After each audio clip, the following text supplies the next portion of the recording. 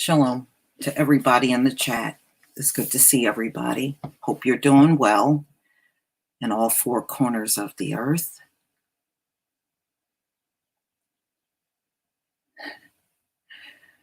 Well, we're going to talk about Ahmad Arbery, some of the most recent news that have come out in the last few days on this case. And, you know, no matter how you look at it, it's a tragedy. And it's a lot of interesting twists and turns that have come out ever since. So we're going to give it a few more moments for people to come in before I get started. Shalom. Shalom to everybody.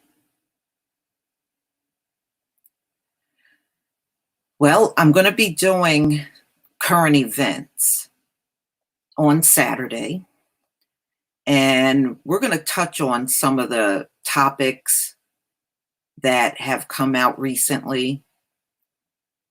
I have a lot to say on many things right now.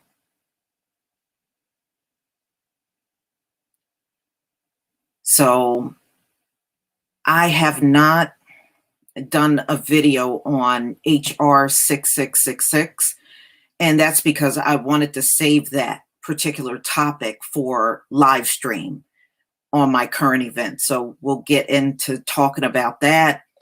And we're also going to talk about how COVID-19 has been added in the argument for reparations. We're going to talk about that as well. And a few other things that I have on the tap. So I just hope you all can be there. It'll be Saturday, 8 p.m. Eastern time. So hopefully you will all be there. I sure hope so.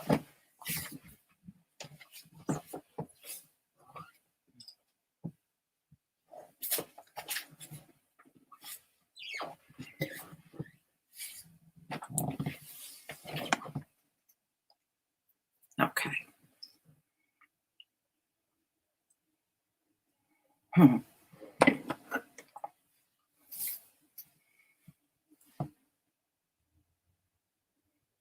All right. We have 115 people between my two channels, and I know more will be coming, and that's fine. So I'm gonna, hold on one second here.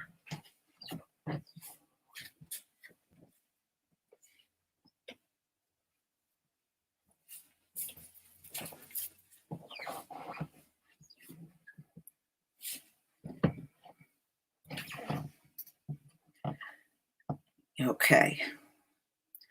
Now, I don't know if you guys know that they finally showed the picture of the officers that killed Breonna Taylor. They finally published the pictures along with the officer's name. So that'll be another story that I will do with the current events this coming Saturday. All right, y'all.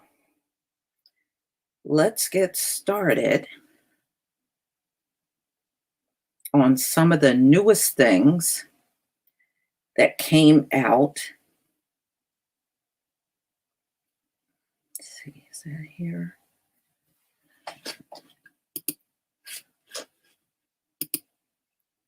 Yeah, okay.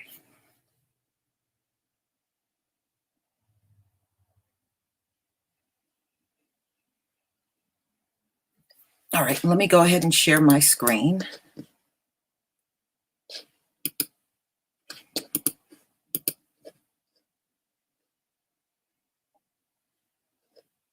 Okay.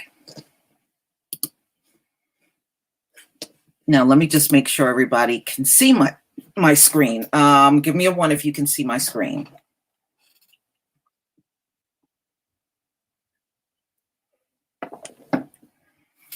All right.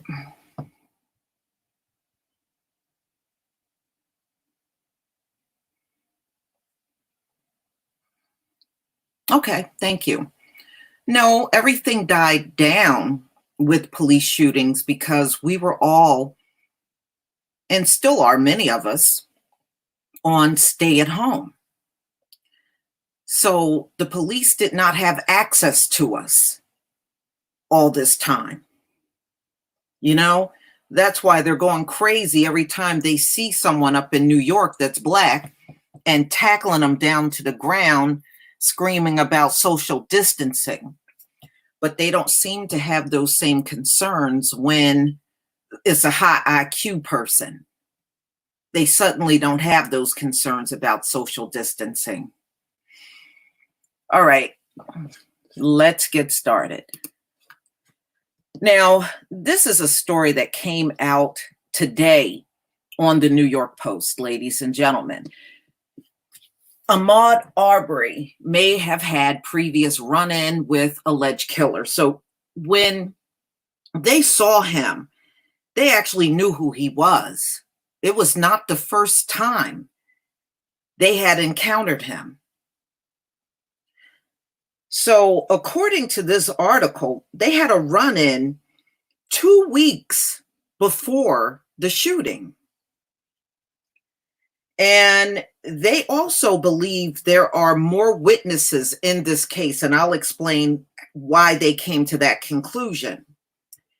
So, a new witness in the case told police he believes Arbery was the man who was poking around a construction site in Brunswick neighborhood on February 11th and 12th before the unarmed Black jogger was shot dead by 2 white men. So we saw that on the security camera. At least it's a still shot, or I've seen the still shots and I've seen the actual video.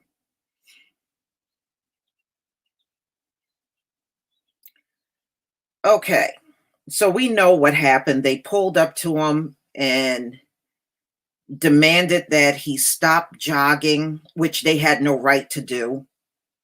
It was not their right to make some citizen's arrest over him walking up to a construction site. He didn't take anything.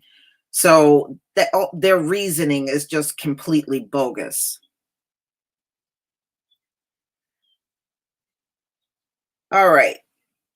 So they're just going over what happened the day that he was shot, but they believe that there was a previous encounter between Arbery and the men that killed him eventually, previously. Now, they also believe there are more witnesses. They have a memorial that's actually behind, it's like around the corner from where the McMichaels lived. There's a memorial set up there for, you know how they put up a memorial in the spot where a person is killed. There is one there. And somebody left an anonymous note. And the note said that they were sorry they did not speak up. So now GBI took the note and they are now going back to do more investigations, because for somebody to put a note there saying, I'm sorry that I didn't speak up, I didn't do anything, that says right there, it's got to be more people that saw exactly what happened. So it was an unsigned note left at the memorial site of Ahmad. It says, I am so sorry. The unsigned note said, I am so sorry. I should have stopped them. I am so sorry. Okay, you can't even make a statement like that unless you saw what happened. So in my opinion, it's got to be one of those neighbors that lived on that street where he was gunned down that saw it. And they, of course, didn't say nothing, but left an anonymous note. So they now realize there's more investigation that they must do on this. And they're going to have to go back out and canvass the area and figure out who saw that shooting on the street where his memorial is on. So, I mean, this is just a mess. This is a mess. And it wouldn't be this way if so many people involved, like your prosecutors and police, were not trying to help cover this up. Remember, this happened February 23rd. And we're just hearing about it now. Look at Breonna Taylor. That happened a few months ago. We're just hearing about Breonna Taylor now. You know, and it's ridiculous. Now you see it's no telling how many of these shootings that have occurred that we still don't know anything about. But it just goes to show you, when these things go down and one of us are involved, they will go above and beyond to hide the truth. You know, it's ridiculous. But this is the way they have their system set up. We know it's rigged, and we know it's set up to be this way, to get them out of everything and punish us for every little teeny thing, even things we didn't do. So when they shot him, I don't know if any of you heard, the autopsy has been done. Let me go ahead and show you, share my screen here. Let me share it one more time. Okay, they have published the autopsy. And according to the autopsy, Ahmad was shot twice in the chest at close range. Okay, so that's what killed him. Those were the shots that killed him. So the autopsy shows Ahmad Arbery was shot twice in the chest, grazed on the wrist during struggle for gun. So, I mean, I saw that video. I just can't watch it anymore. I saw the video, and boy, he put up one hell of a fight. He did struggle, and I don't blame him. So I'm glad they released that. But what they really do need to release, I want to know about the prosecutor that decided that this was not a case. All right. They had a whole different prosecutor. It was a high IQ male. And he decided this was not a case. And he refused to arrest these two men. Then it went on to another prosecutor. And I know some of you watched True Royal's video yesterday. That was another DA. Now there's one more DA that has the actual case. And I'm telling you, let's see. Not her. Her. All right. This is, unfortunately, ladies and gentlemen, a Black Republican. Okay. Need I say more? She is the DA that is handling the case. So her name is Joyette Holmes, a Republican chief magistrate judge for Cobb County, Georgia. And she joined the court March 13th, 2015. She ran unopposed in a general election back in November 8th, 2016. She resigned July 1st, 2019. And then she was sworn in as a district attorney for Cobb County. So she is the third DA that is now handling this case. So I'm not shocked that they're trying to scapegoat and use a Black woman, but we already know that's a coonette right there, a Black Republican. We know that's a coonette. You know, this is like Tammy the Mammy all over again. So if anything goes wrong during the case, they now got a scapegoat black woman to put it on. Okay, that's what they intend on doing. Oh, did something happen? Where's everybody? Um, can everybody still hear me? Give me a one if you can hear me.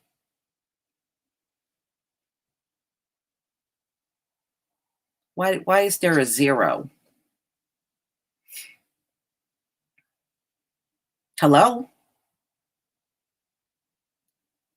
Is everybody here? What the hell happened? Hold on.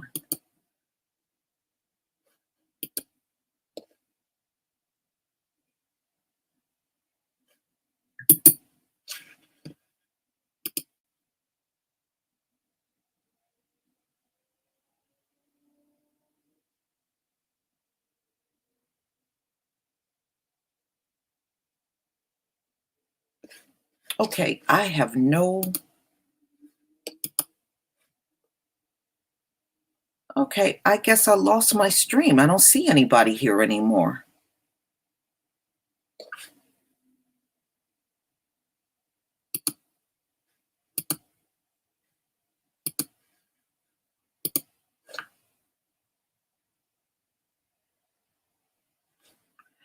Okay.